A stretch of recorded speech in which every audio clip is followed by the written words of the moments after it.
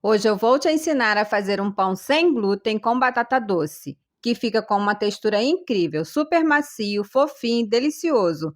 Um dos pães mais perfeitos que eu já fiz. E o melhor, super fácil, sem complicações. Então vamos para a receita. Nós vamos precisar de 300 gramas de batata doce cozida. E é muito importante que você descasque as batatas e coloque para cozinhar. E pese apenas depois, quando elas já estiverem prontas. Algumas pessoas têm medo de fazer pão sem glúten porque acham que vai ficar duro, seco ou esfarelando. Mas o segredo está na combinação dos ingredientes certos. A batata doce, por exemplo, dá uma estrutura incrível.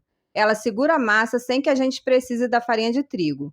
Enquanto eu corto as batatas doces, deixa eu aproveitar e te perguntar uma coisa. Se você fosse substituir a batata doce nessa receita, qual ingrediente você usaria? Eu sei que muitas pessoas gostam de adaptar as receitas com os ingredientes que já têm em casa. E dá para fazer isso dependendo da receita. Por exemplo, mandioquinha vai deixar o pão mais amarelinho e aromático. Você pode substituir também pela batata inglesa, mas o pão vai ter um índice glicêmico maior e não vai ficar também tão saboroso.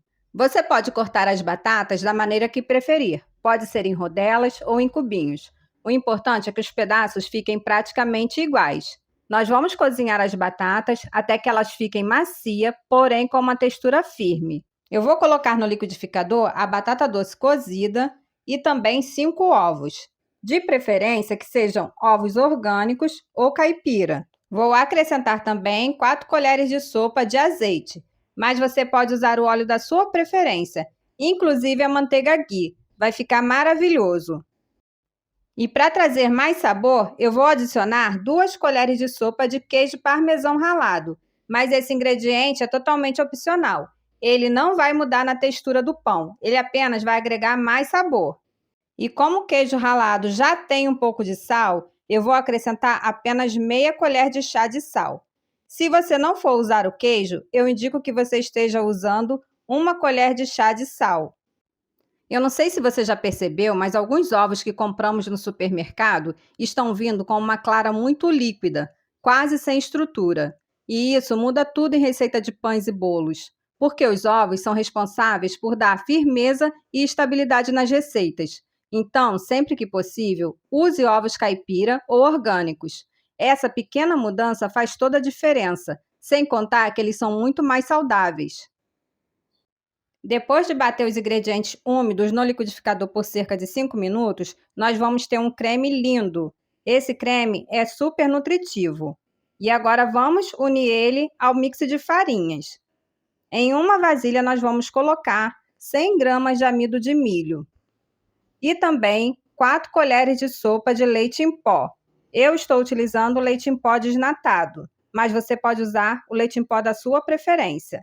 E para dar um saborzinho a mais, eu vou acrescentar meia colher de chá de orégano.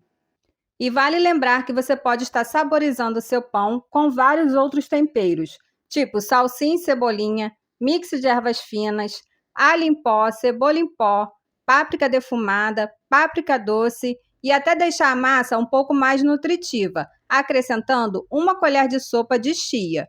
Você pode fazer várias versões desse pão e congelar. E quando precisar, é só descongelar e aquecer no grill ou até mesmo numa frigideira. E para finalizar a receita, nós vamos acrescentar 1 colher de sopa de fermento em pó. É aquele fermento que nós usamos para fazer bolo. Sempre que eu trago alguma receita com amido de milho aqui no canal, eu recebo alguns comentários dizendo que o amido de milho não é saudável, já que 90% do milho do Brasil é transgênico.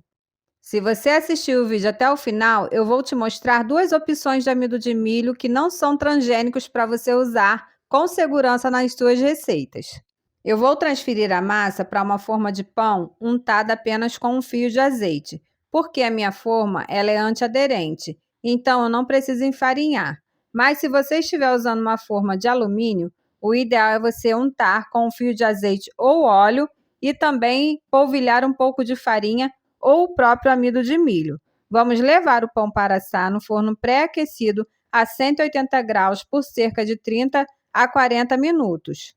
Mas esse tempo pode variar de acordo com o seu forno. O ideal é você ir fazendo o teste do palito até que ele saia totalmente limpo. Eu sei que assim que esse pão sai do forno, você vai sentir uma vontade irresistível de cortar uma bela fatia e experimentar. Mas eu te aconselho que você deixe ele esfriar. Vai valer a pena esperar. Você precisa colocar ele em uma grade ou em alguma vasilha forrada com papel toalha, para que ele não forme umidade. Esse pão é tudo de bom. Ele é prático, rápido e delicioso. Não tem complicação nenhuma. É aquela receita perfeita para quem quer comer um pão bem feito, saudável e saboroso, mas não tem tempo para ficar horas na cozinha. E o melhor, ele vai permanecer com a textura macia mesmo no dia seguinte. Eu sei que muitas pessoas não gostam de fazer o pão sem glúten, justamente porque no outro dia ele fica com uma textura bem dura e ressecado. Não é o caso desse pão. Ele vai permanecer com a textura macia. Mas é claro que, como ele não tem nenhum tipo de conservante nem aditivo químico, ele precisa ser armazenado na geladeira. Mas não precisa se preocupar. Eu vou deixar as informações sobre a refrigeração e o tempo de validade, além também das medidas da forma, aqui na descrição do vídeo.